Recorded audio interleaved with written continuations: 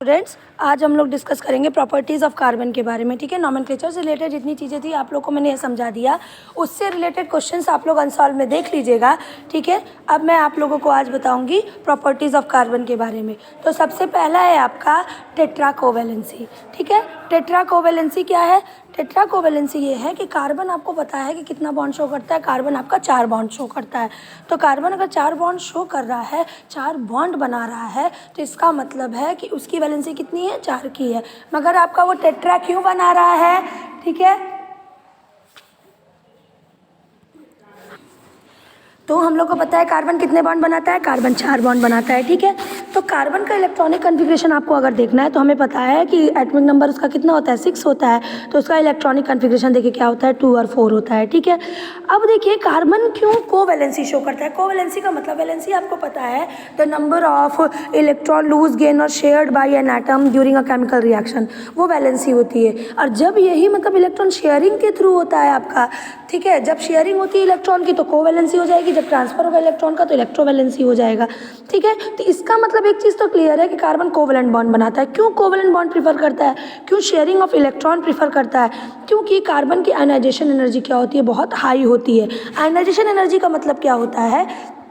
जैसे मान लीजिए कोई एटम है, ठीक है, ये एटम का न्यूक्लियस हो गया और ये एटम के ऑर्बिटल्स हो गया। ठीक है, अब एटम के ये ऑर्बिटल हैं तो एटम के ऑर्बिटल में इलेक्ट्रॉन होंगे सब में। ठीक है, इसमें इलेक्ट्रॉन है, यहाँ इलेक्ट्रॉन है।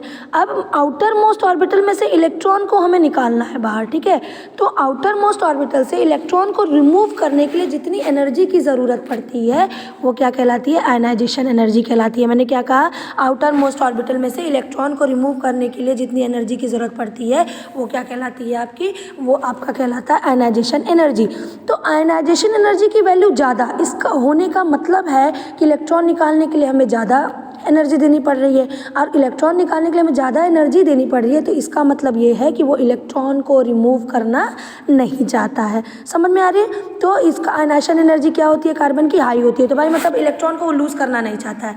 दूसरी कंडीशन है कि इलेक्ट्रॉन एफिनिटी जो होती है वो मॉडरेट होती है। मतलब कि इलेक्ट्रॉन को गेन करने की टेंडेंसी भी क्या होती है? वो मॉडरेट होती है, कम होती है। बहुत ज़्यादा गेन करने की टेंडेंसी भी इसकी नहीं होती है। तो ना ही ये इलेक्ट्रॉन को लूज़ करना चाहती है, ना ही इलेक्ट्रॉन को गेन करना चाहती है। इसीलिए कार्बन क्या करेगा? इलेक्ट्रॉन को क्या करता है?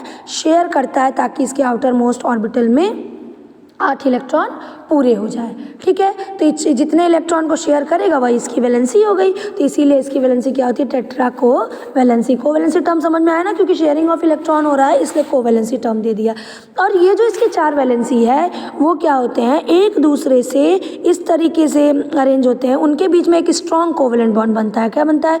जो आपकी 4 वैलेंसी हैं वो आपके क्या करते हैं? वो कार्बन के साथ क्या करते हैं? स्ट्रॉन्ग कोवैलेंट बॉन्ड बनाते हैं और खुद को 109.28 डिग्री पे क्या कर लेते हैं? अरेंज कर लेते हैं। जैसे कि मैं एग्जांपल ले लूँ CH4 का, 1 सेकेंड, CH4 का मैं एग्जांपल ले लूँ तो कार्बन बीच में 4 हाइड्रोजन इधर, एक इधर, एक इधर और आपका एक इधर और एक इधर, 4 हाइड्रोजन है। अब देखो ये जो चारों वैलेंसी है कार्बन की वो एक दूसरे से 109.28 डिग्री पे प्रेजेंट है। ठीक है, इनका बीच का एंगल इतना है और ये मिलके जो शेप बना रहे हैं वो क्या होता है? वो टेट्राहेड्रल होता है। ठीक है, तो ये आपसे बार बार बोर्ड में पूछा जाता है टेट्राहेड्रल नेचर ऑफ कार्बन, तो इसका एक्सप्लेनेशन ये है। नेक्स्ट आपका है catenation. What is catenation? Catenation क्या होता है आपका? कि कोई एलिमेंट, किसी एलिमेंट का एटम क्या करते हैं? किसी एलिमेंट के एटम्स आपस में कंबाइंड होकर एक लॉन्ग चेन रिंग का फॉर्मेशन कर ले या ब्रांच चेन का फॉर्मेशन कर ले, उसको हम क्या कहते हैं? कैटिनेशन कहते हैं। तो कार्बन में कैटिनेशन की प्रॉपर्टी बहुत ज़्यादा होती है कि नहीं होती है? अभी हमने नोमेनक्लेचर पढ़ा तो नोमेनक्लेचर में आपने देखा कि कई सारे कार्बन आपस में कंबाइंड होकर लॉन्ग चेन बना रहे। तो वही, तो किसी एलिमेंट के एटम्स का आपस में कनेक्ट करके, आपस में कंबाइन करके लॉन्ग चेन या रिंग का फॉर्मेशन करना या ब्रांच चेन का फॉर्मेशन करना क्या कहलाता है? कैटिनेशन कहलाता है। ठीक है, उसके अलावा इसके अंदर ये कैपेबिलिटी होती है कि ये सिंगल, डबल और ट्रिपल बॉन्ड भी बना सके। ये आपने बहुत आराम से आप देख चुके हो नोमेनक्लेचर में। ठीक है, तो ये आपकी कार्बन की प्रॉपर्टीज़ हो गई। नेक्स्ट है आपका classification of organic compound. Organic compound basically आपका क्या है, सबसे पहले ओपन चेन जितने भी आईपीएससी नेम आपने लिखे हैं, जितने भी कंपाउंड के सब ओपन चेन थे। ओपन चेन का मतलब कि पहला एंड और जो लास्ट एंड है, पहला और आखिरी जो एंड है वो आपस में जुड़े हुए ना रहें। तो जब आपके दोनों एंड फ्री रहते हैं तो इसको हम लोग कहते हैं ओपन चेन। ठीक है, तो जितने भी नोमेनक्लेचर आपने पढ़े हैं वो सब क्या है, ओपन चेन है। नेक्स्ट आपका क्लोज चेन है। क्लोज चेन आपका क्या होता है कि जब आपका पहला एंड और आखिरी एंड क्या हो जाए, आपस में कंबाइंड हो जाए। जैसे कि मान लीजिए 5 कार्बन का एक स्ट्रेट चेन है, 1 2 3 4 5 कार्बन की एक स्ट्रेट चेन है। अब मान लो इस एंड को आप इससे जोड़ दोगे तो एक साइक्लिक स्ट्रक्चर बन जाएगा 5 कार्बन का। ठीक है, इस तरीके से ये साइक्लिक स्ट्रक्चर बन गया। जिसको आप बोलते हो पेंटागन। ठीक है, तो ये साइक्लिक स्ट्रक्चर बन गया, तो ये आपका हो गया क्लोज चेन स्ट्रक्चर। अब साइक्लिक स्ट्रक्चर भी 2 टाइप के हो सकते हैं कि जब चेन में सिर्फ कार्बन प्रेजेंट हो, मतलब जो अभी हमने ये चेन पढ़ा कि ये 5 कार्बन का चेन है, हमने जो ये चेन पढ़ा इसमें सिर्फ कार्बन प्रेजेंट है तो होमोसाइक्लिक। और अगर कार्बन के अलावा अदर एटम्स प्रेजेंट है तो हम उसको क्या कहेंगे, हेट्रोसाइक्लिक कहेंगे। बात समझ में आई। होमोसाइक्लिक में 2 टाइप के हैं, एलिसाइक्लिक और एरोमेटिक कंपाउंड। एलिसाइक्लिक आपका सिंपल कोई भी आप चेन ले लीजिए, जैसे मान लीजिए ये हेक्सागन ले लिए आप, उसके अलावा हेक्सागन ले लिए, फिर आप पेंटागन ले लिए। ठीक है, उसके अलावा आप ट्राइगन ले लिए, आप ये स्क्वायर फॉर्म में ले लिए। ठीक है, आप तो ये सब क्या है आपके, ये सब एलिसाइक्लिक कंपाउंड है। अगर एक स्पेसिफिक टाइप की रिंग आ जाती है कंपाउंड में, स्पेसिफिक टाइप की रिंग क्या है, जिसको हम बेंजीन रिंग कहते हैं। ये रिंग ऐसे होते हैं 6, 1 मिनट में इसको सही से बना दूँ।